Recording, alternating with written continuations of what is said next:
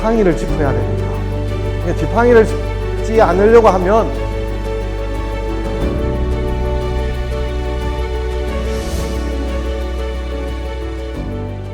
오늘은 뭐 논어 중용이고 가운데 왜 우리가 이제 고전을 21세기 또는 요즘 뭐 4차 산업혁명 이렇게 나오잖아요. 그죠? 그런 시대에 왜 고전을 읽어야 되고 또 고전 중에 논어와 중용을 읽어야 되는지 한번 살펴보도록 하겠습니다.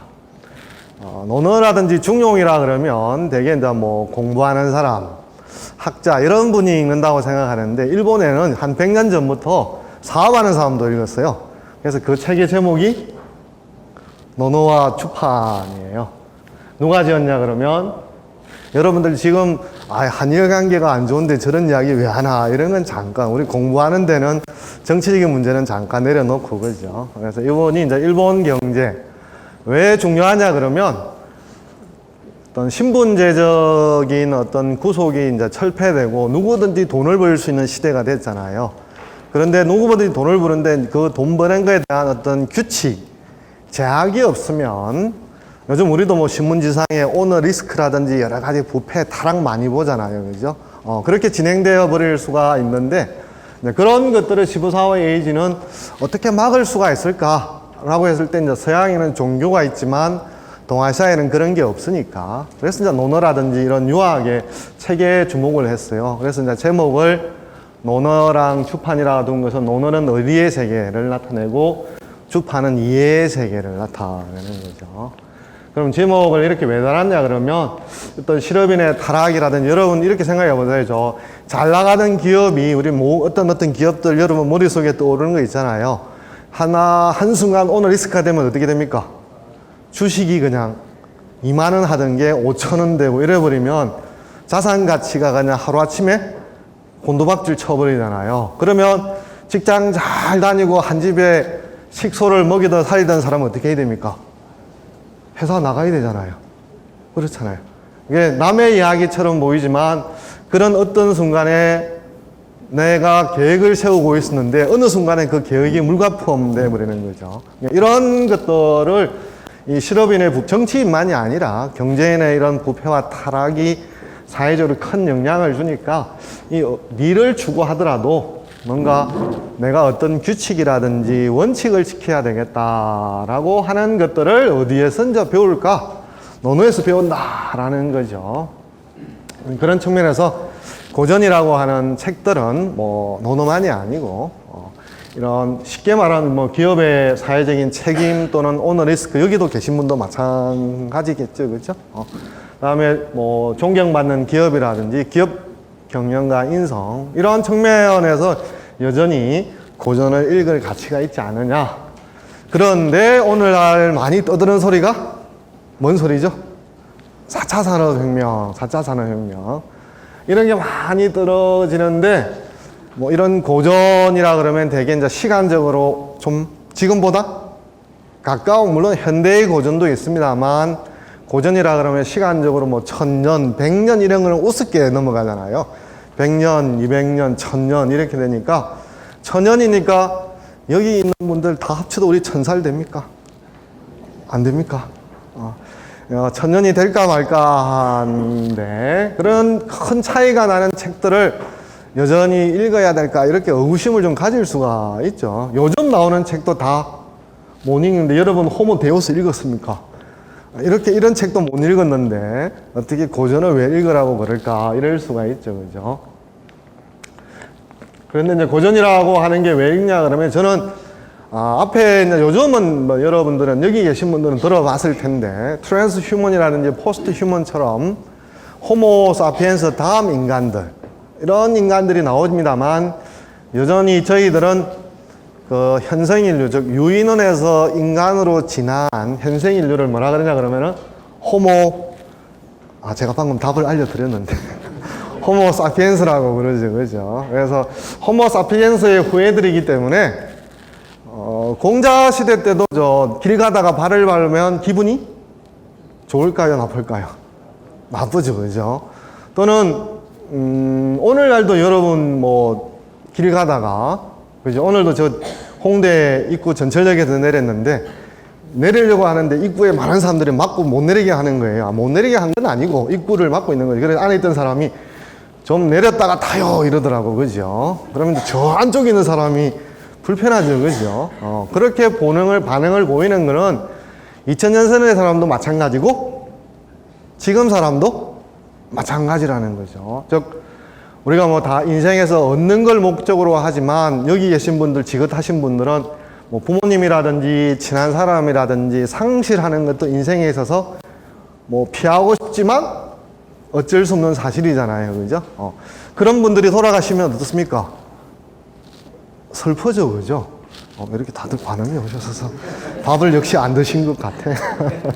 슬퍼져. 그러면 이제 공자 때도 슬프죠, 그러니까.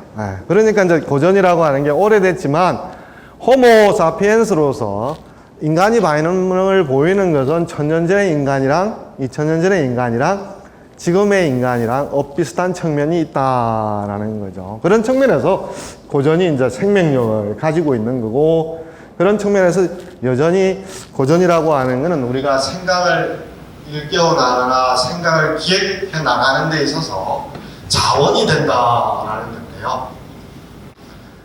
인간이 진화하는 데 있어서 아주 중요한 계기가 뭐냐 하면 두 가지 계기인데, 하나는 직립보행이고 발성기관인데, 어느데 여러분들 우리 영화나 만화 영화에 보면 숲속에 여러분 길을 걸어가요. 곰이 나타났어요. 곰이 여러분을 협박하려고 어떻게 하죠? 기어가면서 협박을 안 하고 어떻게 협박을 하죠? 일어서잖아요, 그죠? 그런데 곰은 30초 이상을 버티지를 못해요. 왜 그런 줄 알아요? 상체를 받칠 만한 하체의 근육이 없어요. 그러니까 이렇게 섰다가 어항 하고 어떻게 한다는 거죠? 바로 발을 내리는 거예요. 그러면 이제 인간은 이 다리가 왜 하루 종일 여러분 서 계신 분이 많죠, 그죠? 왜 버틸 수 있죠? 여러분들이 여성분들이 그렇게 싫어하는 허벅지 근육 때문에. 그래서 허벅지 근육이 없으면 나이 들면 두발 동물이 안 되고 몇 발 동물이 되는 줄 아세요? 세발 동물이 돼요. 지팡이를 짚어야 되니까. 그러니까 지팡이를 짚지 않으려고 하면 어디 살을 빼면 안 된다? 허벅지 살을. 지금 이제 20대 되신 분들 선택을 해야 돼요. 내가 나중에 세발 동물이 될 것인지 두발 동물이 될 것인지. 그래서 이제 엉덩이 근육과 대퇴근이 발달을 해서 인간은 서 있을 수 있게 된 거예요. 그러니까 네 발 동물이 아니고 두 발 동물이 된 거예요. 두 발 동물이 되니까 발성기구가 기관이 목구멍이 좀 더 발음을 여러 가지로 할 수 있는 방식으로 분화가 되어서 영어 같으면 26개 알파벳, 한글 같으면 24개, 이런 다양한 소리를 낼 수 있는 방식으로 목구멍이 이렇게 분화가 됐어요. 그러니까 돌모래 같은 경우에 자기마다 요즘 우리 상표 이름에 시그니처 그러잖아요. 이거 시그니처. 돌고래도 음성이 얘는 얘 음성이고 저는 저 음성이라고 나타내는 걸 시그니처 보이스라 그래요. 그 동물만의 독특한 목소리를 시그니처 보이스라고 그러는데, 그런 게 있지만 많은 대화들은 할 수가 없어요. 왜냐하면 발성 구조가 우리처럼 26개라든지 24개지를 분화시켜서 발성할 수 있는 구조로 되어 있지 않기 때문에. 그러니까 우리가 뭔가 일을 할 때 뭘 가져오라고 그러면 어이 저거 이렇게 말하지 않고 구체적으로 말하잖아요. 종이를 가져오라, 망치를 가져와라, 물을 먹고 싶다, 이렇게 아주 구체적으로 말할 수 있는 거는, 제가 또 여러분들한테 이렇게 말을 할 수 있는 것은 여러 가지로 목구멍에서 소리를 낼 수 있기 때문이죠. 그런 게 언어고, 이 언어를 가지고 우리가 하던 일들을 다시 새롭게 생각 안 하려고 그러면 어떻게 해야 되죠? 했던 거를 바로 빨리 하려고 그러면 답이 있는데 없나? 기억을 해야 됩니다. 기억을 해야 빨리빨리 끄집어내서 써먹어야 해요. 기억하려고 그러면 어디 가서 해야 됩니까? 안 물을게요. 기억할 장소가 있어야 되잖아요. 기억할 장소가 있으려고 그러면 인간이 어디서 기억을 합니까? 뇌에 기억을 하잖아요. 그런데 이 뇌를, 이 안에 있던 걸 다 긁어내면, 우리 콜라 큰 페트병 사면 몇 리터예요? 1.8리터잖아요. 부으면 넘쳐요. 우리가 아주 머리 큰 사람도 1.5리터. 저처럼 좀 큰 사람은 1.4리터. 여기 작으신 분은 1350리터 정도 cc밖에 안 돼요. 아주 적은 용량을 가지고 있어요. 그래서 이제 적었지만 많은 걸 기억하려고 그러니까 주름 형태를 지우고 있어요. 주름 형태를. 이렇게 진화해 왔는데 인간들은 요즘 현대인들은 그것만 가지고 안 돼서 외장 하드, 그 다음에 여러분 스마트폰, 이게 뭐죠? 또 하나의 뇌예요. 옛날에는 전화번호라든지 기본적인 것들을 여기다 다 저장했잖아요. 그죠? 근데 요즘에 저장 못하고 여러분 스마트폰이라든지 외장 하드라든지 그런 데 저장한다는 것은 우리가 뇌가 여러 군데 이렇게 흩어져 있다는 거죠. 그죠? 예. 이렇게 되니까 사람들이 뭔가 이러는 것처럼 어떻게 할까 생각도 하고 뭘 만들죠. 그죠? 동물들은 이런 거 만들지를 못하잖아요. 그죠? 또 인간이 이렇게 만들다 보니까 심심하니까 뭐 집어넣습니까? 무늬도 집어넣고 없는 거 집어넣으니까 심심하잖아요. 그죠? 저는 그래서 이런 게 뭐의 시작이다? 인문학의 시작이다. 사람이 동물과 뭔가 달라지는 인문학의 시작이라는 거죠. 인문학을 근대부터 시작하는 사람은 있습니다만 저는 아주 선사시대, 역사시대 들어가면서부터 인문학은 시작된 거다는 거죠. 그런데 그러면 이렇게 생각을 해왔기 때문에 오늘날 우리가 동물과 구분되고 또 달나라를 가고 화성을 가고 막 이런 다른 동물들은 상상할 수 없는 것들을 해내지 않습니까? 그죠? 그러면 결국은 뭐를 잘하느냐에 달려있냐 그러면 생각을, 여러분 여기도 저도 글 씁니다만 여러분 글 쓰려고 그러면 뭐가 안 나요? 생각이 안 나잖아요. 생각이 나야 뭔가를 쓸 텐데 생각이 안 나면 못 쓰잖아요. 그런데 생각을 잘 하려고 그러면 어떠냐 그러면 많은 사장님들이 주로 이래요. 생각하는데 뭐 미천이 뭐 필요하냐, 뭐만 필요하다는 거죠. 그냥 컴퓨터 한 대만 주면 다 생각할 수 있는 거 아니냐, 이렇게 말하는데 과연 그럴까? 아니라고 하는 게 제 생각이겠죠. 그죠? 여러분은 이런 것들을 경험을 하면서 생각을 할 때 내가 읽었던 한 구절, 내가 여행을 갔던 어떤 장소, 내가 보았던 영화의 어떤 장면들을 씨앗으로 삼아서, 자본으로 삼아서, 미천으로 삼아서 이렇게 하면 되지 않을까, 이렇게 하면 되지 않을까, 이렇게 생각하는 것에 소스가 어디서 오냐는 거예요. 그게 여행에서 올 수도 있고 연애하는 데서 올 수도 있고 설품을 하는 데서 올 수도 있고 여러 가지 올 수가 있겠죠. 그죠? 그런 것 중에서 저는 오늘 어디서 오는 것들, 뭐 산책도 있고 멍 때리다 보면 이런 거 하면 되지 않을까도 있지 않습니까? 그죠? 오늘은 어디서 오는 걸 이야기할 것 같아요. 저하고 이렇게 입을 맞추지 않았는데 책을, 그래서 이렇게 책을 보면, 두꺼운 책을 보면 땅을 닮았어요. 그죠? 표지가 지청이고. 그래서 요즘 옛날에는 건망증 그러면 주로 어느 나이대에 나타나는 현상이었어요? 나이 좀 지긋한 사람에게 나타나는 건데, 요즘은 뭐에 상관없냐 그러면 남녀노소에 상관이 없어요. 그래서 앞으로 저는 병원에 무슨 과가 생기면 손님이 많을 거라고, 여기 병원 관계자가 계시면 저한테 물어보세요. 이 건망증을 치유할 수 있는 과가 생기면 손님이 많이 오지 않을까 그러는데, 그건 뭐하고 관련이 있나 그러면 텍스트를 바라보는 방식의 차이랑 관련이 있어요. 어떤 거냐 그러면, 여기 나이 좀 되신 분들은, 연식이 좀 되신 분들이 있죠. 그죠? 그죠? 앞에 오자 이래 되는 사람들, 이런 분들은 옛날에 의학 수업에 제일 먼저 선생님의 출석 부르고 나면 뭐예요? 학창 시절을 다 건너뛰고 다 금정고시 출신들만 여기 앉아 계시나 누구 이름 불러가지고 오늘 배울 본문 한번 읽어봐 이러잖아요. 그래서 딱 영어 시간 이런 데는 참 미리 안 읽어본 친구들은, 그죠? 이름 이렇게 쳐박고 있다가 시키면 막 낭패다라는 이런 표정으로 하다가 틀리면 혼나고 그러잖아요. 그죠? 읽을 때는 한 번에 몇 자씩 읽어요? 그렇죠. 한 자밖에 못 읽죠.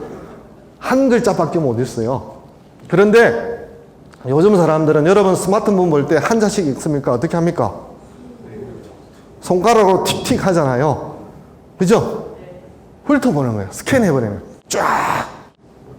그러다 보니까 요즘 사람, 여기 있는 분들은 오늘도 그런 소리 하는 사람도 많을 거예요. 어디서 봤는데 어디서 봤는지 모르겠다. 그죠? 그런 말 하시죠. 그죠? 또는 어디서 읽은 것 같은데 어디서 읽었는 줄을 모르겠다. 또 사람도 마찬가지예요. 사람도 이전에는 몇 사람 안 만나니까 그 사람 만나면 이렇게 인상이 강하게 해서 잘 기억을 했는데 요즘은 시간의 어떤 파괴를 해서 공간도 파괴를 해서 여러 사람을 만나다 보니까 무슨 말인지 아시죠? 그죠? 여러분 하는 말이 뭔지 아시죠?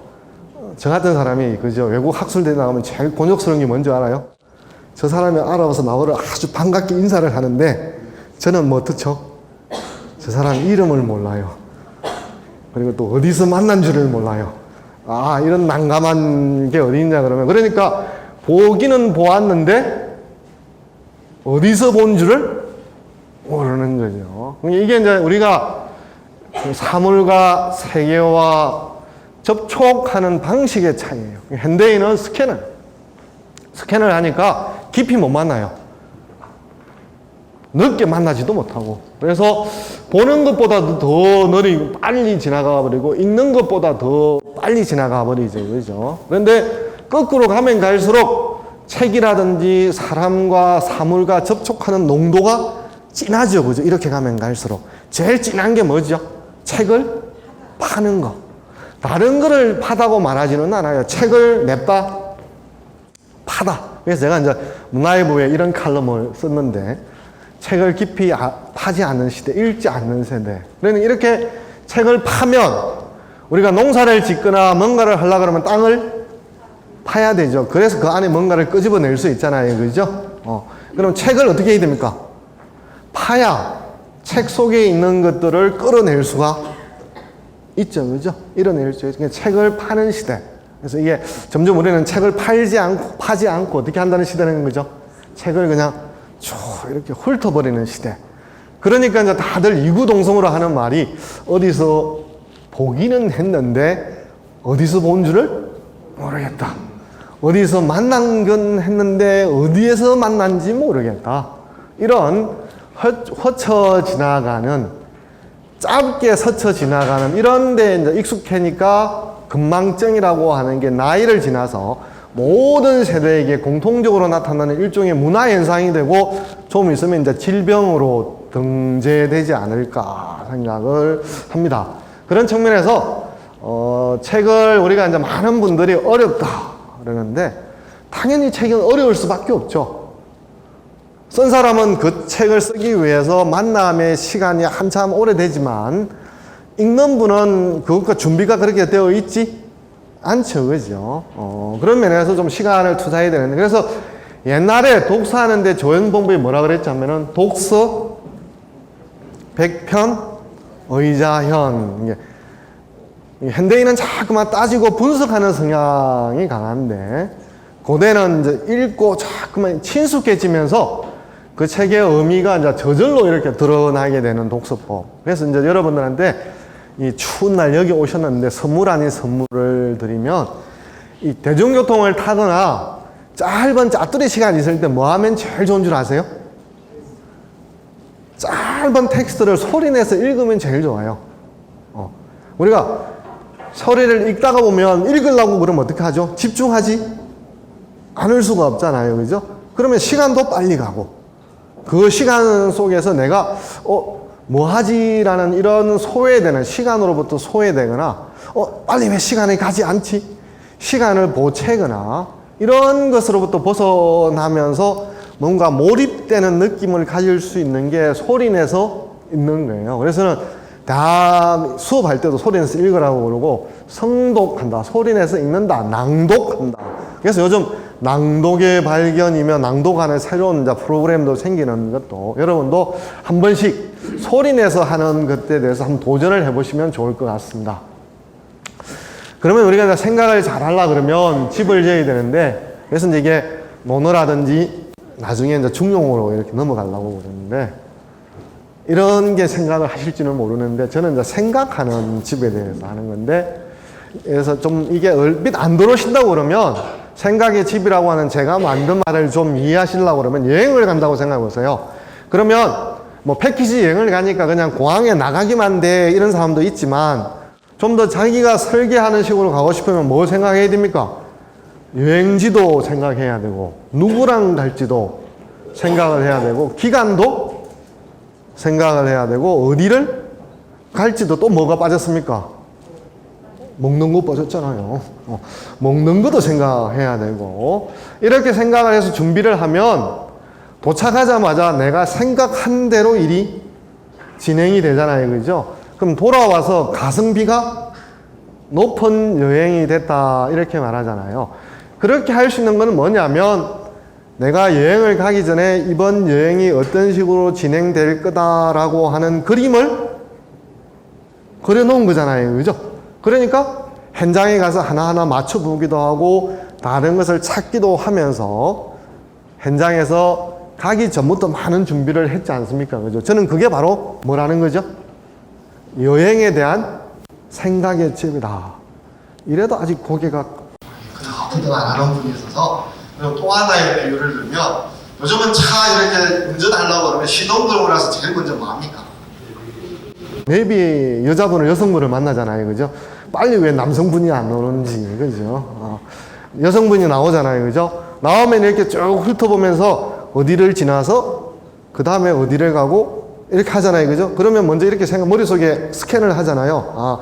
어디를 갔다가 이렇게 간다 생각하잖아요. 운전할 때 지리를 아는 것이 실제로 운전 기술만큼 중요하다는 걸 아시죠? 그죠? 여러분, 내비할 때 내비에 익숙하지 않으면 실수 많이 하는 게 뭐예요? 100m 앞에 가서 우회전 하라 그랬는데 그 앞에서 우회전 해가지고 한참 뺑뺑 돌고, 그죠? 또는 여기 할까 그러다가 못 해가지고 지나쳐서 또 이렇게 돌다가 약속 시간 늦은 경험 있는 분들 많으시죠? 그죠? 그렇게 할 때 미리 차를 운전해서 가기 전에 대충 이렇게 훑어보시면, 그죠? 훑어보시면 어떻게 될지라고 하는 가늠을 하실 수가 있습니까? 없습니까?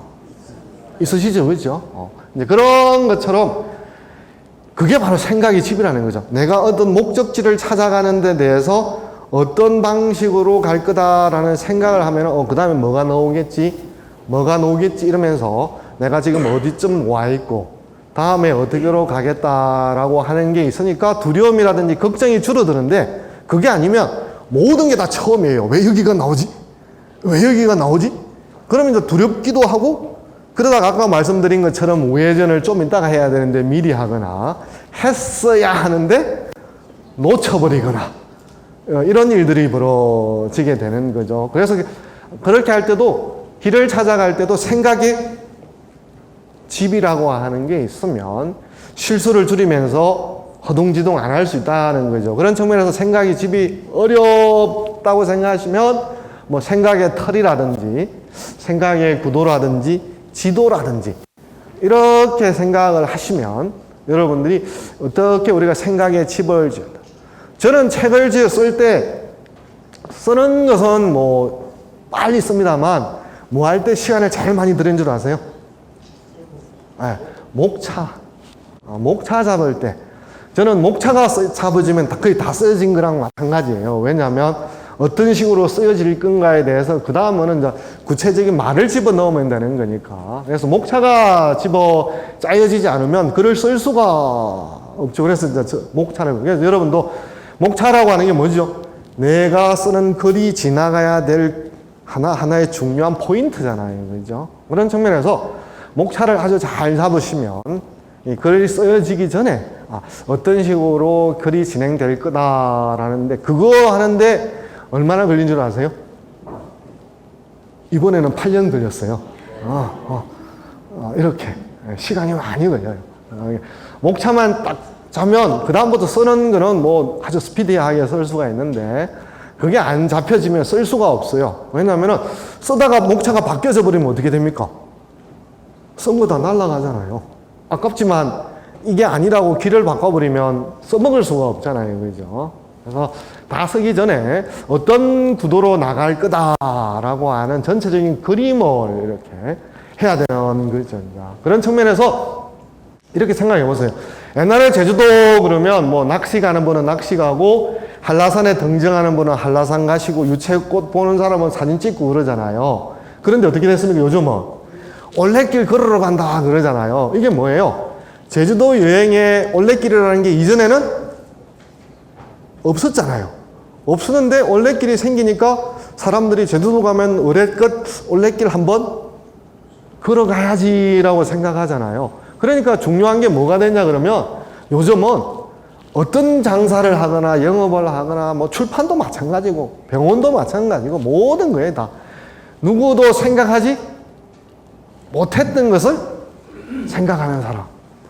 그 다음에 처음으로 생각하는. 그 다음에는 또 누구도 생각하지 못했던 것을 먼저 생각하는 사람. 그죠? 그래서 그걸 가지고 해야 우리가 이제 권리가 되고 소유권을 가질 수가 있죠. 그죠? 그런 측면에서 요즘 이런 것들이 많이 나왔죠. 그죠? 다. 이제 저는 그런 측면에서 요것만 잘 생각하시면 잘 할 것 같아요. 요것만 잘 하시면. 스마트폰의 가장 초기 형태가 저는 뭐라고 생각하냐 그러면 여러분 초등학교 다닐 때 이렇게 이런 종이컵 있잖아요. 종이컵 어떻게 하죠? 구멍 뚫어가지고 실 이렇게 해서 한 5m 떨어져가지고 한 놈은 입에 대고 한 놈은 귀에 대고 이렇게 머시가 그러면 머시가 들리고 이랬잖아요. 그거 하다 보니까 뭐가 아쉬워요? 좀 눈에 안 보이는 사람과 이야기를 하고 싶다라는 생각이 들 거 아니에요. 그죠? 그러면 이제 음성을 기계식 신호로 바꾸어서 한 게 뭡니까? 벨이 발견한 유선전화잖아요. 유선전화인데 그런데 여러분들이 여기 계신 분들 중에 20대 데이트를 하고 사랑을 하고 막 연애를 해요. 근데 여자친구가 남자친구 집에 남자친구가 여자친구 집에 전화를 할 거라고 그래요. 그러면 당사자는 어떻게 합니까? 거실에서 자불안석인 거야. 왜 그런지 사랑을 안 해봤어 모르세요? 무슨 말인지 아시죠? 그죠? 통화는 해야 되겠는데 거실은 다 공개되어 있는 거잖아요. 그러니까 거기서 앉아서 웃을 수도 없고 그래 알았어 네 이러면 이게 무슨 대화인지 사업인지 애매하잖아요. 그런 사람들은 뭐가 발명되기를 바랬겠습니까? 내 방에 가서 통화를 하면 좋겠다 이렇게 생각할 거 아니에요. 그래서 나온 게 뭐예요? 무선전화기. 그러다가 이제 하나만 하고 시간 관계에서 계속 할 수는 없으니까 하나만 하면 음성만 보내니까 재미없잖아요. 그 다음에 뭘 보내고 싶다? 문자를 보내고 싶다 해서 나온 게 뭐예요? 팩스잖아요. 팩스. 그러다가 이제 지금은 게임 앱 모든 것들이 몽땅 다 그죠? GPS까지 들어가 있어가지고 스마트폰까지 왔잖아요. 그러니까 이게 하나하나 국면에 있어서 스티브 잡스라든지 그 스마트폰이 진화하는 데 있어서 벨에서부터 한 단계 뛰는 것을 그 사람들은 어떻게 한 거죠? 누구도? 이랬으면 좋겠다라고 하는 마음만 있었는데 그걸 기술적으로 실현하지 못한 거잖아요. 그죠? 그래서 어떤 방식으로 할지 우리가 스마트폰 되고 나서도 얼마나 난리친 줄 알아요? 크기를 크게 했다가 작게 했다가 별짓 다 하다가 지금 삼성에서 뭔 짓을 하려고 그러는 거예요? 접었다 펼다 하는 그런 거 하자는 거잖아요. 그죠? 왜냐하면 너무 이거에 많이 보니까 텍스트가 늘어나니까 화면이 좁으니까 보기가 불편하니까 접었다 폈다. 그러니까 이게 누구나 생각할 수 있는데 그것을 어떤 식으로 구현하느냐라는 그렇게 할 때 이런 걸 제일 먼저 생각을 하는 것이 사업가 모든 생태계에서 중요하다는 거죠.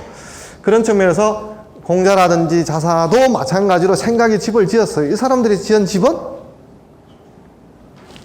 이거죠. 책이죠. 책. 그죠? 그 사람들 지은 생각의 집은 스마트폰이 아니고 누구도 생각하지 못했던 것을 생각해낸 게 공자는 언어이고 자사라고 하는 사람은 중용이 되는 거죠. 그죠? 그러면 여러분들이 생각을 할 때 생각의 집이 뭘까? 그죠? 이런 거죠. 뭐 이런 것도 생각할 수 있잖아요. 달나라에서도 보이는지 안 보이는지 하여튼 오래 두고 남을 수 있는 기념비적인 건물을 하나 짓겠다. 그죠? 우리 서울에서 우리는 아파트 집 그러면 자산 가치만 생각할 마다만 그게 100년 뒤에 내 집이 문화재가 될 거라고 생각하는 사람은 별로 없어요. 그게 불행이에요. 그러니까 100년 뒤에 문화적으로 후손들을 먹여 살리려고 하는 사람이 우리는 별로 없어요. 그냥 당장 자기 시대에 팔고 튈 사람만 하는 거. 시세 차익 넘겨서 파고 튈 생각만 하니까 문화재는 없어요. 문화재는 없고 그냥 재건축 빨리 해가지고 뜰을 부수고 새 거 짓고 시세 차익 남기고 땅동네 뛰어가고 이런 생각만 있으니까 우리는 이 땅을 후손을 위해서 기념비적인 건축물을 남겨야 되겠다 생각하는 사람은 별로 없죠. 그러니까 이런 거 생각하는 것도 대단한 거예요. 그죠? 뭘 여러분들은 해야 되겠다.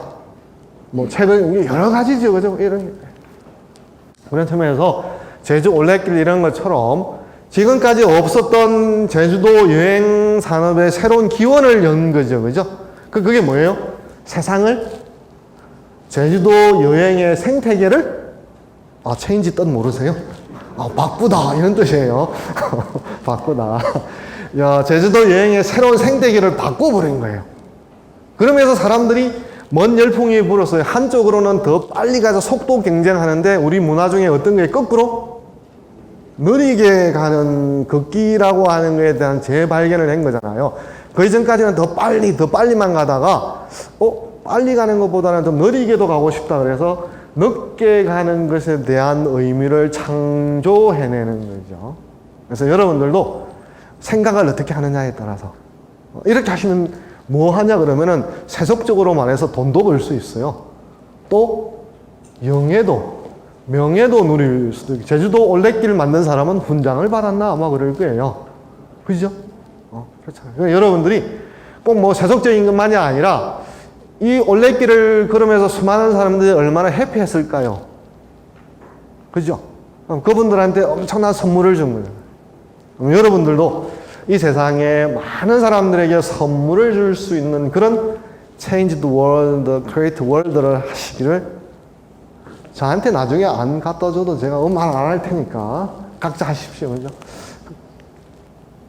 우리 인간은 뭐 그럼에도 불구하고 많이 습관에 많이 움직이는데 언제 생각을 할 것 같아요? 생각을 많이 하라고 그러지만 또 아무도 모르실 것 같아서 자동차 이야기를 하면 자동차에 대해서 언제 생각하는 줄 알아? 딱 2번밖에 생각 안 해요. 시동이 안 걸릴 때. 그 다음에 또 한 번 생각할 때는 차를 바꿀 때가 됐나라고 할 때. 그 이전은 차에 대해서 생각 안 해요. 그냥 시동 걸고 목적지까지 끌고 다니는 것밖에 안 해요. 그러다가 이제 시동이 안 걸리면 이놈의 차 왜 이렇게 시동이 걸리지? 않지 생각하고 계속 고장이 나면 이걸 고쳐서 아니면 새 것을 사 이렇게 생각하잖아요. 그죠? 그러면 우리가 인간을 생각하는 갈대니 온갖 생각과 관련되는 많은 미사 요구들을 인간에게 갖다 붙이지만 실제로 인간은 생각하지 않고 습관이라든지 기억이라든지 감정이라든지 이런 데 많이 좌우되죠. 근데 이제 왜 그럴까? 아침 드라마 보면 주로 이제 아내분들이 남편을 생각할 때 언제 생각하는 줄 알아요? 되게 이제 아주 상투적인데 하얀 와이셔츠에 루즈가 묻어 있으면 그때 남편을 생각해요. 그 이전에는 남편에 대해서 어떻게 생각하는 줄 아세요? 이 화상이 들어오기만 하면 뭐 어디 있든지 간에 별 생각을 안 해요.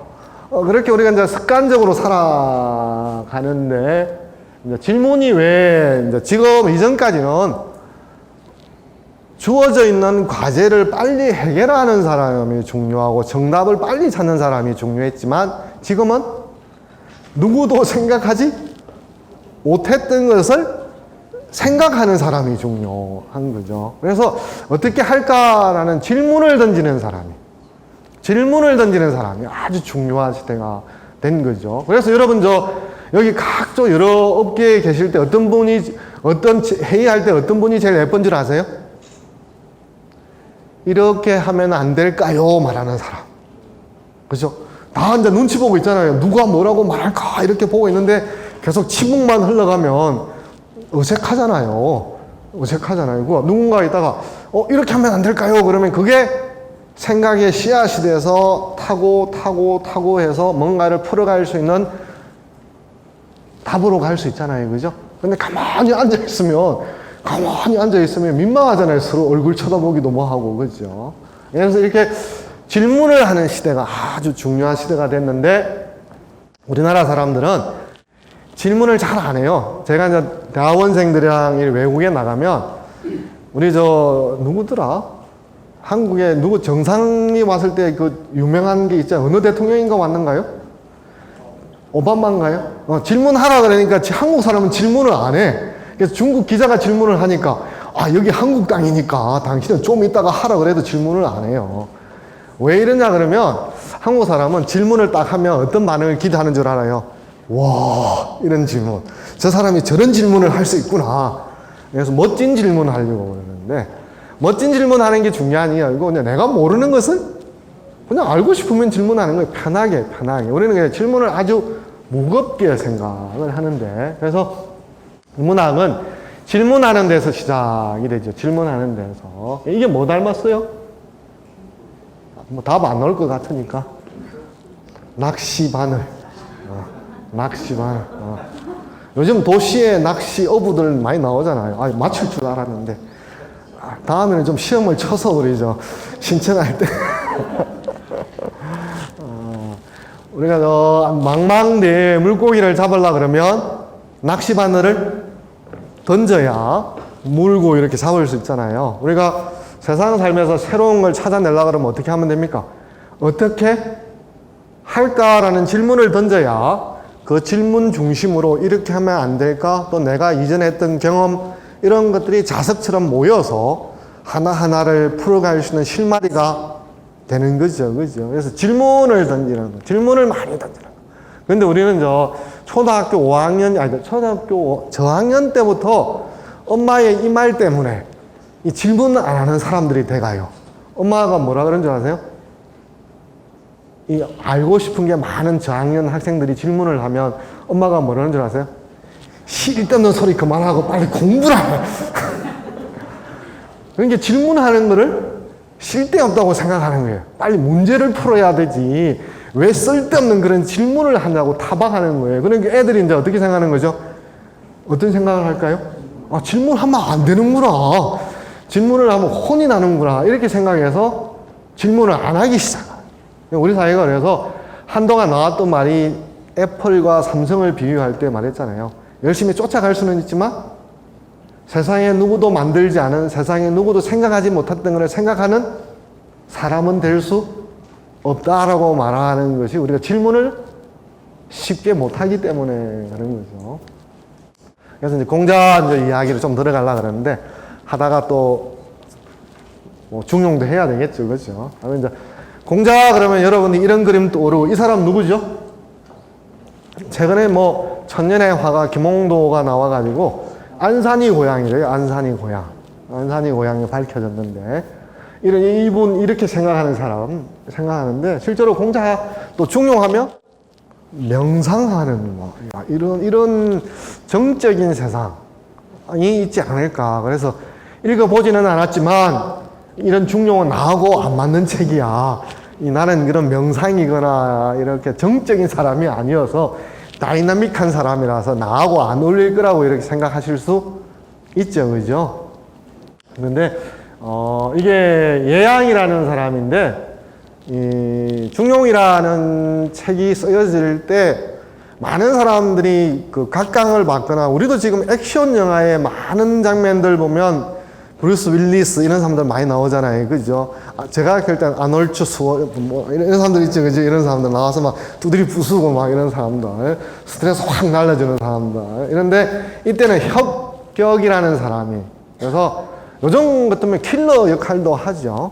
개인적으로 공권력이 정의롭게 행사를 되지 못하니까 내가 억울한 일을 당했을 때 협격하게 의뢰를 하게 되면 그걸 대신 풀어주는 이런 분위기가, 협의라고 하는 게 무협지도 나오지만 이게 아주 사회적으로 널리 퍼져 있었어요. 그런 것 중에 하나가 이제 예양이라는 사람은 어떤 사람이냐 그러면 이런 사람이에요. 선비는 자기를 알아주는 사람을 위해서 죽을 수 있다. 협사 이런 사람인데, 이 예양이라는 사람은 어떤 사람이냐 그러면 이 자기 모시던 주군이 다른 경쟁자 때문에 살해를 당했어요. 그러면 이제 여러분 생각하면 계약이 끝났으니까 집 앞 고향 앞으로 가면 되잖아요. 근데 이 사람은 아까 뭐라 그랬죠? 자기를 인정한 사람을 위해서 죽을 수도 있다고 생각하는 사람이잖아요. 그러니까 어떻게 하냐 그러면 자기 얼굴이 이미 알려져 있는 거예요.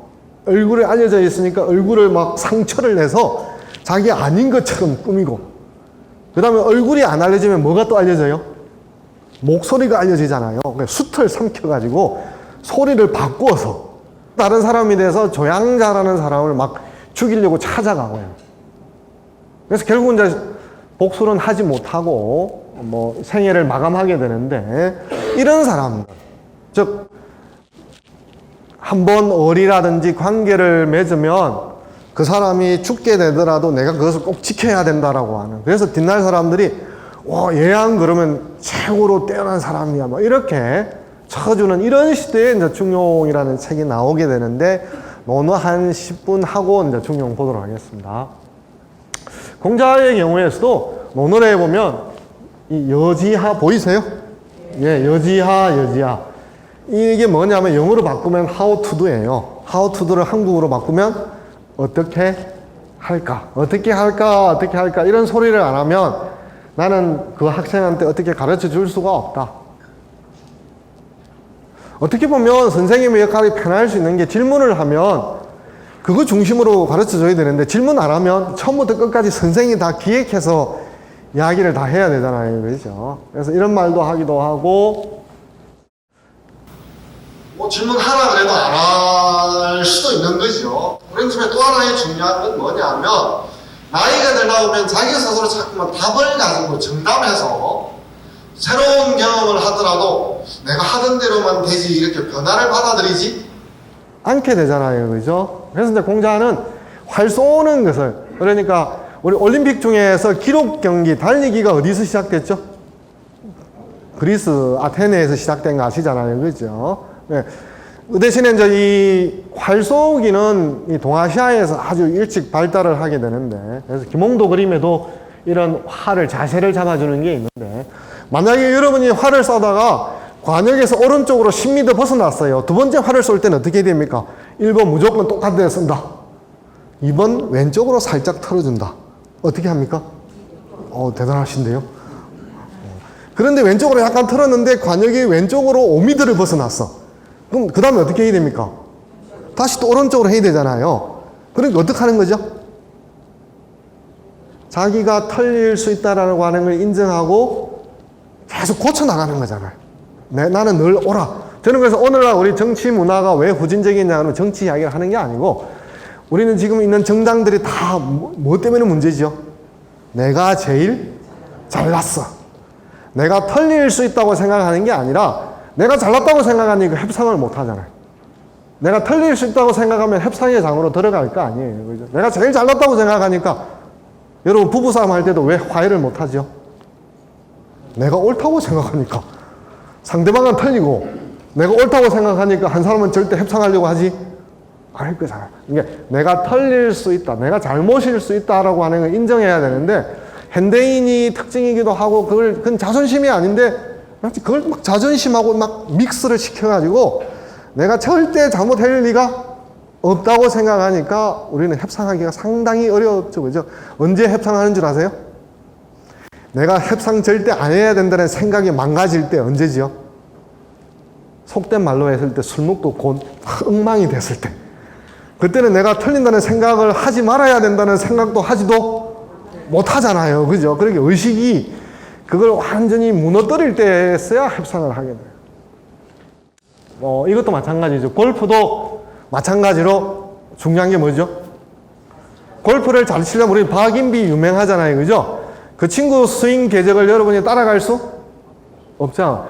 자기 몸에 맞는 최적의 스윙을 찾아내며 공을 자기 보내고 싶은 대로 보낼 수 있잖아요. 그죠? 그러면 어떻게, 자세를 어떻게 해야 되죠? 계속 바꾸고 가야 돼요.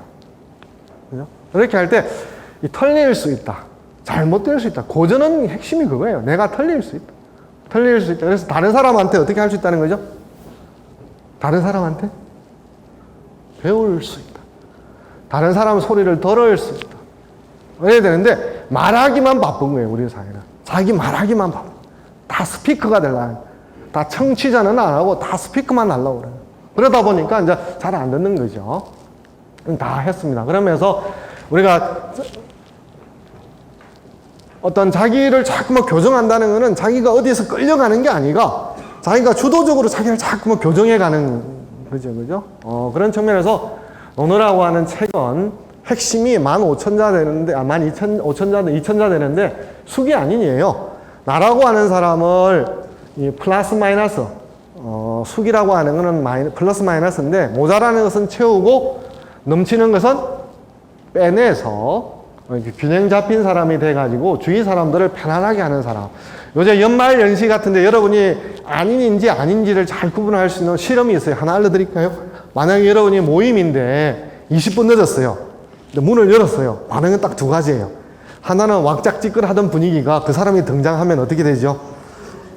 요즘 뭐 영화도 있죠, 그죠? 단시간에 1000만을 넘은 얼음공주처럼 이렇게 싸해지는 사람 있잖아요. 또는 딱 문 열었으면 이리 빨리 와 이러면서 시끌벅적하게 같이 되는 분위기 있잖아요, 그죠? 여러분 전부 다 자기는 따뜻한 사람이라고 생각하시죠?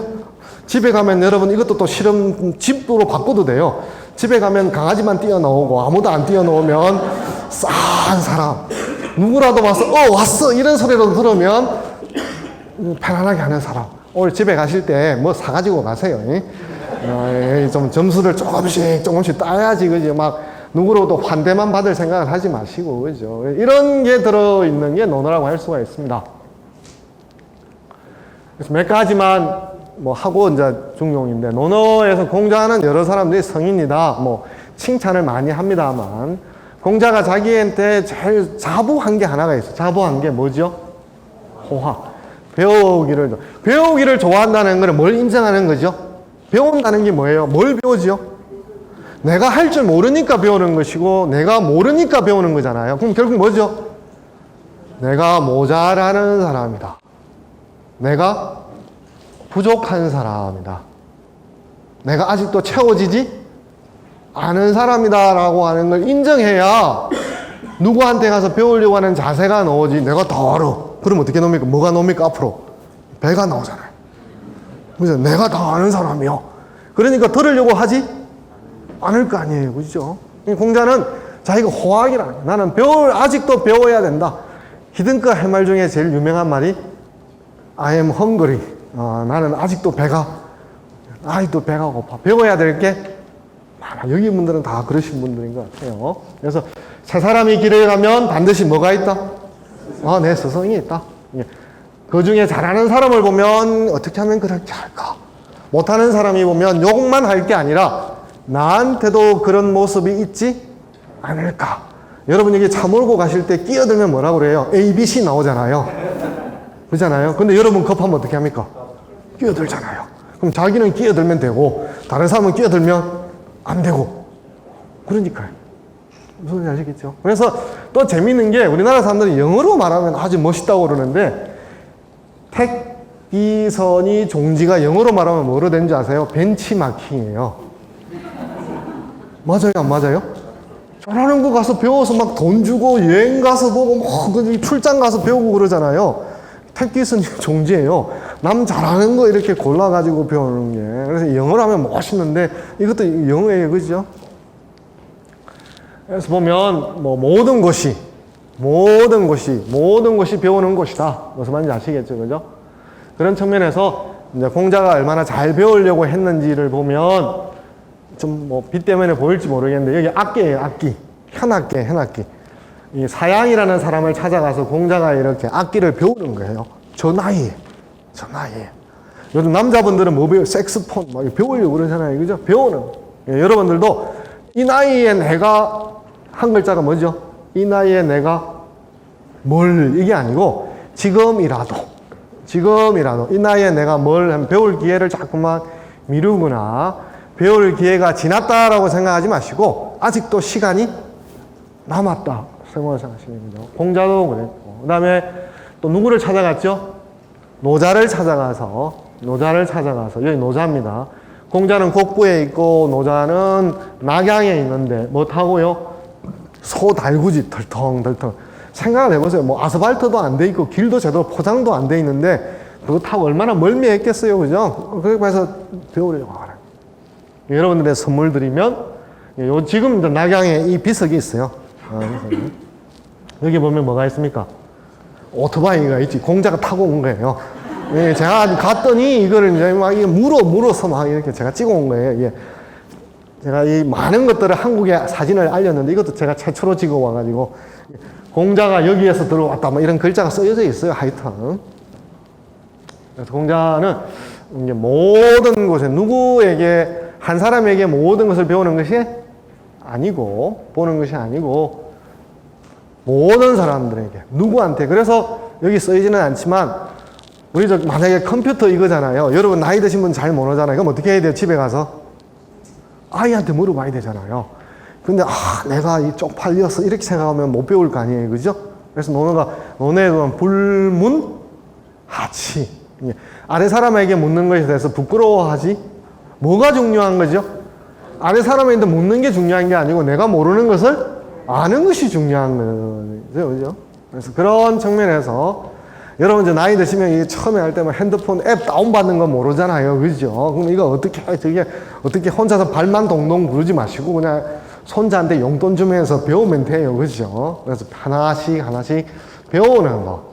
그러면서 세상과 접촉할 수 있는 창을 많이 물으면 여러분의 집에 여러분이 생각하는 그 집에는 수많은 차양이 있어서 햇살이 이렇게 따스하게 들어와요. 근데 묻지를 않으면 어떻게 되죠?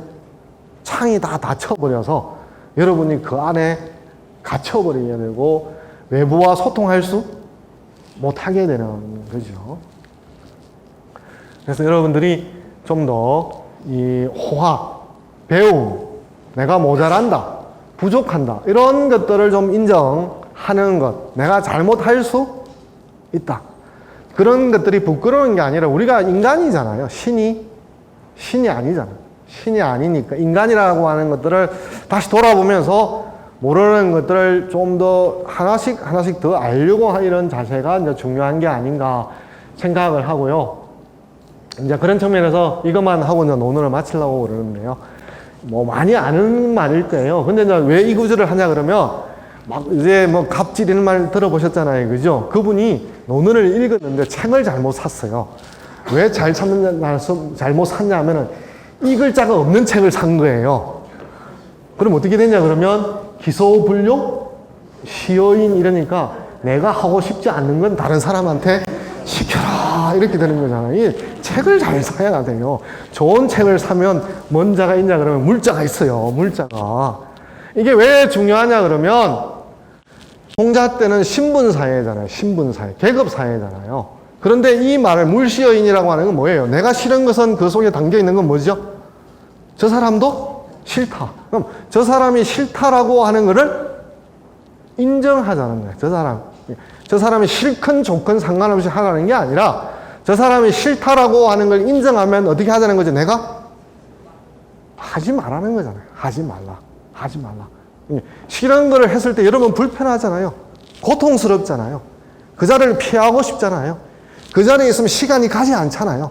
시간의 인질이 되잖아요. 빨리 갔으면 좋겠는데 하면서 시간이 가지 않잖아요.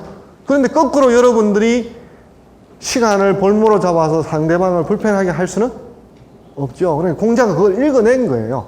그래서 내가 바라고 싶지 않는 것을, 내가 당하고 싶지 않는 것을 다른 사람에게 시키지 말라라는 거죠. 그래서 꼭 이렇게 생각하시면 될 것 같습니다. 이것만 하고 공자가 왜 대단한 사람이냐 그러면 뭐 70대 때 아버지 나이가 엄마 아빠가 만나야 공자가 태어날 거 아니에요. 그죠? 공자는 70대, 엄마는 20대 또는 20대 맞아요. 또 10대 후반이라는 설도 있어요. 나이 차이가 많죠. 그죠? 띠동갑이 몇 번이에요? 네 바퀴. 엄마는 아버지의 세 번째 부인, 뭐 너무 좋다고 생각하지 마세요. 공자 행님도 있어요. 공자 자가 중리라고 그러잖아요. 중리 두 번째라는 뜻이에요. 그러면 형이 있다는 뜻이잖아요. 맹피라는 형이 있어요. 다리를 절었어요. 근데 옛날 사람들은 제사를 지내려고 하면 신체가 건장해야 된다는 좀 이상한 생각이 있어서 그래서 또 아들을 낳아야 된다고 생각해서 아버지가 무리를 해서 이 세 번째 장가를 들어서 낳은 게 공자죠. 나이가 많다 보니까 아버지는 일찍 돌아가셨겠죠. 그죠? 그러니까 이제 저는 공자를 오늘날 어디서 만나냐 그러면 여러분 저 편의점 같은데 12시에 술 여러분 좀 드시고 나서 뭐 안 먹었다. 술 많이 드시고 나서 뭐 안 먹었다. 내가 어디 뭐 선전하는 것 같지만 좀 오해죠. 컨디션을 안 먹었다 해서 편의점에 가서 사 먹잖아요. 그럼 그때 이제 이렇게 막 눈 부시시 하는 젊은 친구 있잖아요. 그런 친구 공자예요. 생계를 책임져야 됐던 소년가장이고 30세 때부터 좀 명망이 있었지만 뭐 그렇게 정규직은 취직은 못해요. 요즘 보통은 금수저가 아니라 흙수저에 가까운 사람이고 50대 때 중반에 자기 나라에서 안 써주니까 다른 나라에 가면 나를 등용해 줄까 해서 15년 동안을 돌아다니는데 또 취직 못해요. 그러다가 한 60대 후반 되니까 어떤 생각이 들죠? 나는 이제 지금은 뭐가 없다? 다들 건장하신가 보다. 힘이 없다. 돌아다닐 힘이 없다. 그래서 어디로 가자? 고향으로 가자.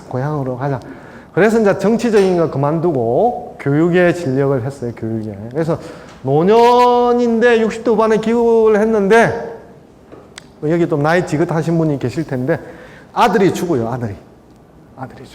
아들이 죽어요. 그러면 이제 여러분들이 그럼 공자가 대가 끊어졌을까 걱정하실 것 같은데 그때 이미 이제 손자가 태어나 있었어요. 그래서 이제 공자는 대가 안 끊어지고 쭉 이어져서 자사가 태어나서 중용을 지었다라고 하는 이야기가 나오고 안연이라든지 자로라고 하는 아끼는 제자들이 죽죠. 그러니까 참 엄청난 상실, 그죠? 상실감이죠.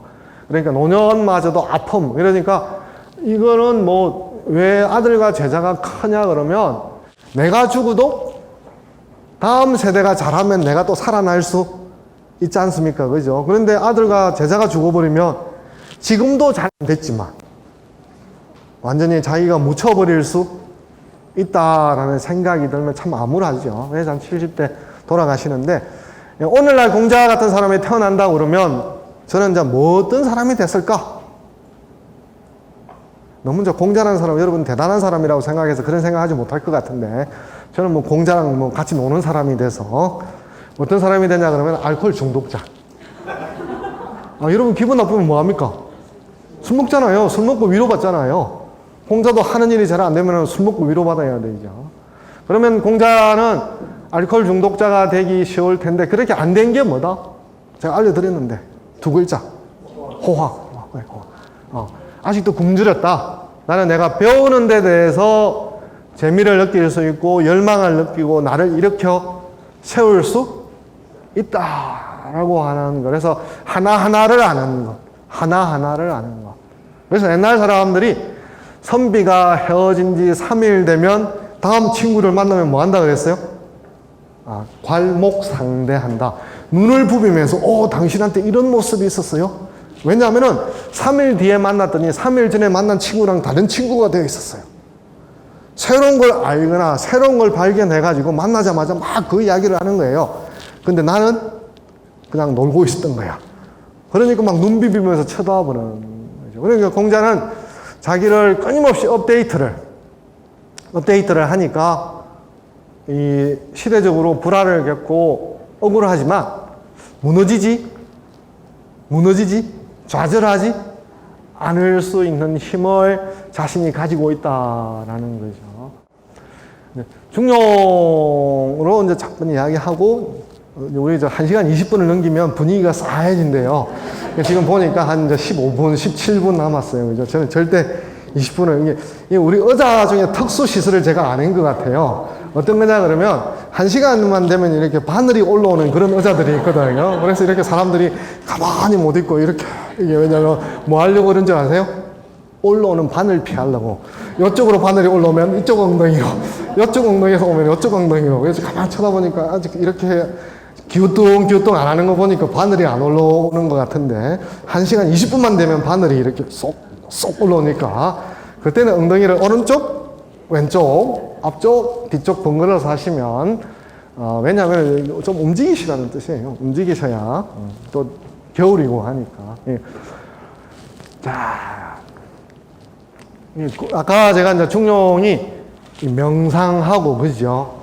이렇게 고요하고 조용하고 뭐 이런 거로 생각하시는 것 같아요. 그러지 않는 게, 제가 이제 서울경제에 맨날 칼럼을 쓰는데 아까 쓰다가 왔어요. 다 완고를 못하고 왔는데 토요일 날 될 거 미리 알려주면, 우리가 이제 연말연시 되다 보면 늘 이렇게 평소에 먹는 집밥이 좀 식상하잖아요. 그죠? 뭐 시켜 먹을까, 다른 거 할까, 그러고 또 연말연시가 되면 집에 있긴 뭐 하니까 뭐 우리 일출 보러 갈까? 아니면 뭐 일몰 보러 갈까? 이렇게 좀 밖에 나가고 싶은 마음이 들썩들썩 하잖아요. 그죠? 그런데 우리가 이렇게 보면 인생에서는 좀 색다른 것, 특별한 게 한 축이 있고 또 한 축은 늘 같은 것, 평범한 게 이렇게 한 축이 있지 않습니까? 그죠? 중용이라고 하는 책은 어떤 책이냐 그러면 그 당시 아까 제가 예양이라고 말하는 것처럼 협격이 등장한다든지 또는 등석이라는 사람이 있어요. 등석이라는 사람이 있는데 어떤 사람이냐 그러면 요즘 어떤 변호사예요. 시조가. 어떤 변호사냐 그러면 한 사람이 익사했어, 익사. 그럼 이렇게 둥둥둥 시체가 떠오를 거 아니에요. 그지? 그게 이제 하류에 있던 사람이 시신을 인수를 했어요. 그럼 누가 애타게 시신을 찾아요?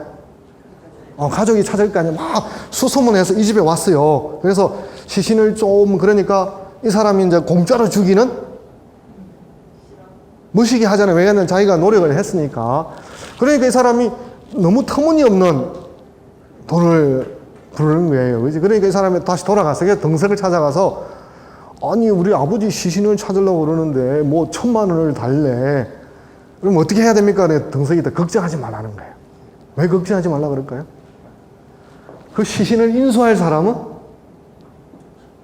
그 가족밖에 없어요. 다른 사람이 시신을 인수할 리가 없어요.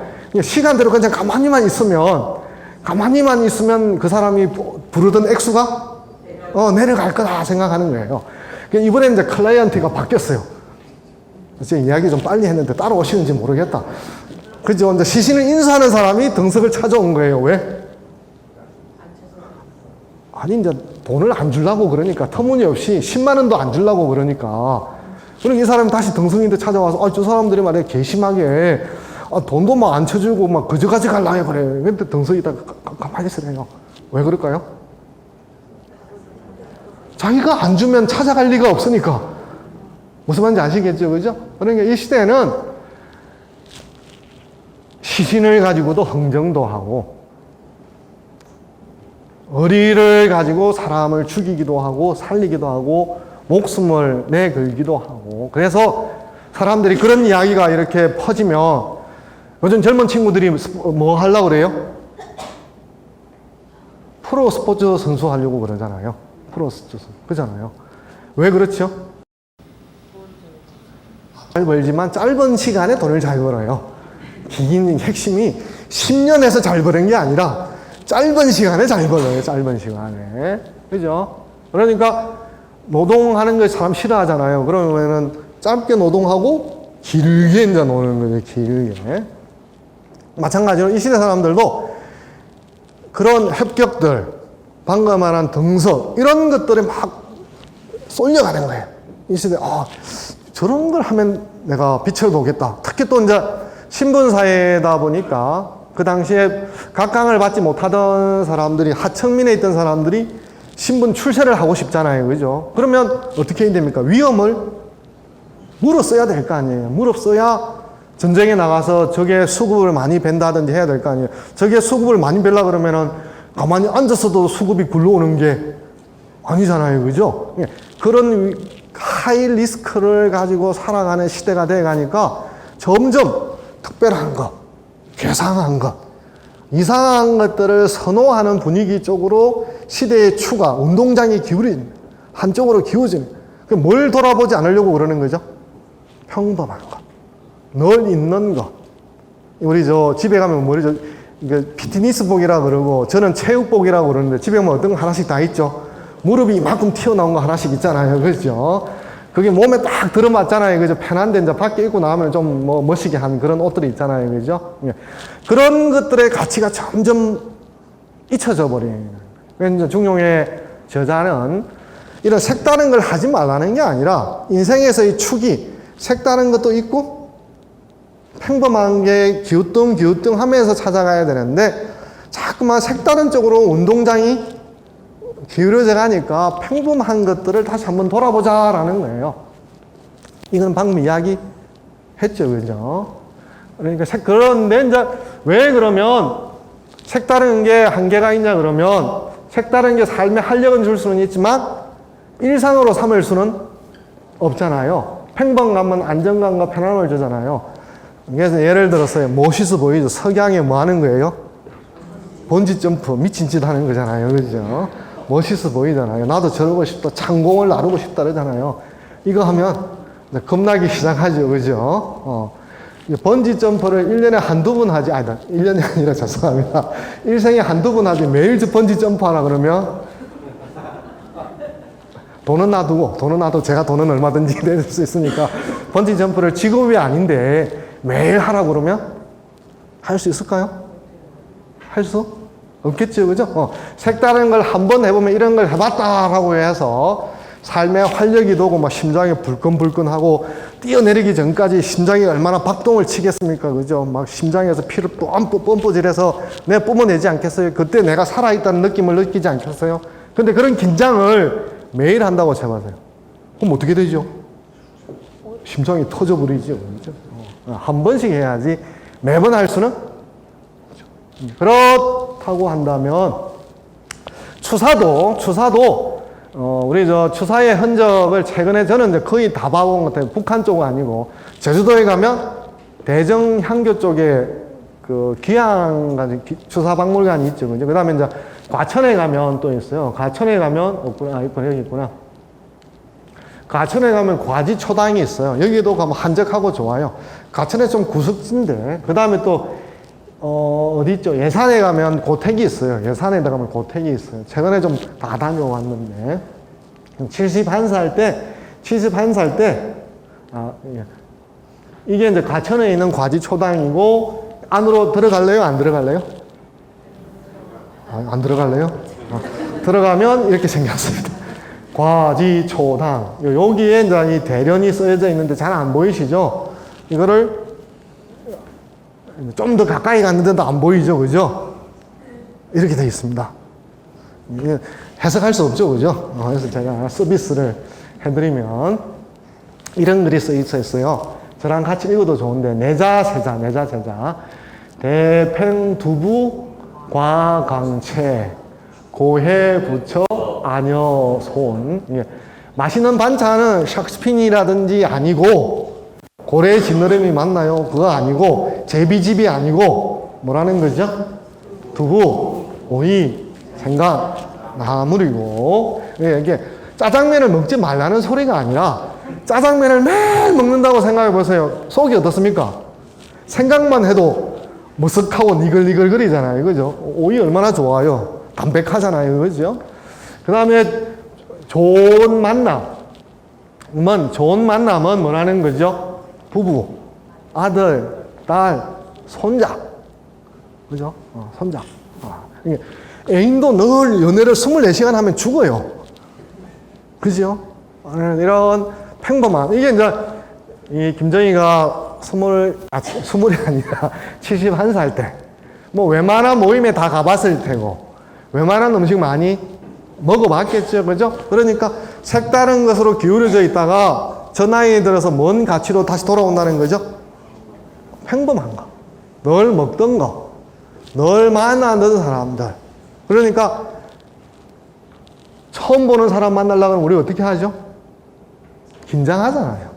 옷도 다시 한 번 더 이렇게 해야 되고 허투루 입는 옷이 아니라 뭔가 신경을 써야 되잖아요. 그죠? 그리고 또 말 건넬 때도 실수할까 봐서 신경 하나하나 쓰잖아요.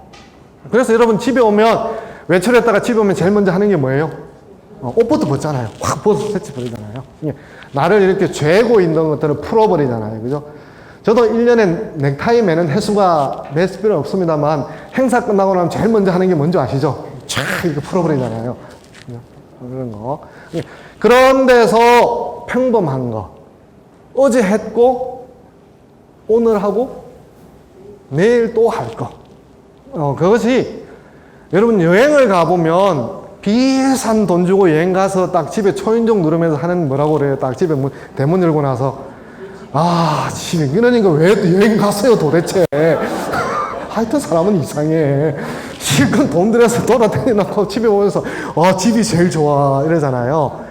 그 이전에는 막 집이 갑갑해서 떠나려고 그랬잖아요. 그게 균형이 되잖아요. 무슨 말인지 아시죠? 그죠? 집에 막 요새 영화라든지 소설이 히트친 게 뭐죠? 80 뭐 안 본 사람 많구나. 뭐 1000만 봤다 그러고 뭐 82년생 김지영이 있잖아요. 그죠? 그 예쁜 잘생긴 조각 같은 공유도 뭐라고 그래요? 애 하나 더 낳는 게 뭐 대수라고 맞아 죽을 뻔한 소리 하잖아요. 애는 1 더하기 1이 1이 아니고 100인 거 아시죠? 어제도 저 조카가 와서 저도 할아버지를 부른 사람이 5명이나 돼요. 그래서 이제 제가 애랑 잘 놀아요. 수준이 비슷해서. 그래서 이게 애 키우는 게 어렵죠. 그죠? 어렵죠. 그죠? 애가 안 떨어질라 그러니까 작은 놈은 등에 메고 큰 놈은 안고 이렇게 있는데 얼마나 이게 마음이 아프던지 그죠? 근데 그런 거잖아요. 그렇게 할 때 한쪽으로 확 기울어져 버리는 게 집이 깝깝하다가 그래서 어디를 계속 집에 있으면 어떨 것 같아요? 미칠 것 같잖아요. 미칠 것 같잖아요. 막 숨이 그냥 못 쉴 것 같잖아요. 그럼 어떻게 해야 돼요? 나가야 되죠. 나가야 돼. 뛰쳐나가야 돼요. 나가서 뭘 생각 안 해요? 나가는 것에 여행에서 묘미를 즐기려고 그러면 뭐 하면 되는 줄 아세요? 잊어버려야 돼요. 집을. 휴가 갔는데 전화 오면 진짜 죽이고 싶어요. 그죠? 잊어버려요. 까맣게 있다가 다시 집에 들어오면 그렇게 믿고 탈출하고 싶었던 곳이 아늑하고 편안하고 나를 반겨주는 곳으로 생각이 바뀌어 있잖아요. 그건 뭐예요? 답답하다고 편안하다고 하는 게 이전에는 편한 게 아니라 답답하고 깝깝하고 미칠 듯한 공간이었는데 여행이라는 시간을 가지고 가니까 신기하고 자극적이고 즐겁고 유쾌하고 떠들고 여러분 호텔 들어가서 뭐예요? 제일 먼저 하는 짓이 가방 패대기 쳐놔놓고 그냥 그죠? 이 옷 입은 채로 그냥 벌러덩 침대에 누워보는 거 좋아하잖아요. 그죠? 네, 집에서는 못 그러죠. 그렇게 하고 나니까 리프레시가 돼서 다시 새로운 공간에 오니까 다르게 돌아서요. 중용이 색다른 것이 잘못이라고 말하는 게 아니라 색다른 곳으로 기울어져 버리면 우리 인생이 위험하다는 거예요. 그래서 뭐로 돌아와야 된다? 평범한 곳으로. 그러면 이제 색다른 것이 자극과 활력을 주다가 평범한 곳에 우리 안정감을 찾을 수 있다는 거예요. 그러다가 또 막 평범한 게 지긋고 지긋지긋하고 실증나고 늘 보던 사람이 어떻죠? 예쁘지가 않잖아요. 뒷꼭지만 쳐다봐도 그냥 한 대 이렇게 내가 투명인간이면 가서 이렇게 한 대 뿅망치로 탁 두들펴고 싶잖아요. 그러면 어떻게 해야 되죠? 떠나야죠. 이게 다 안 떠나니까 그 싸움을 하는 거예요. 그래서 1년을 핵폐합에 살려면 어떻게 하는 줄 알면 되는지 아세요? 사람들은 여행 스케줄을 짤 줄은 아는데, 일 스케줄은 짤 줄은 아는데, 노는 스케줄은 안 짜. 노는 스케줄을 안 짜. 이게 딱, 그때만 되고 참 먹고 사는 거야. 나, 근데 가면 간다. 그냥 떠나버리는 거예요.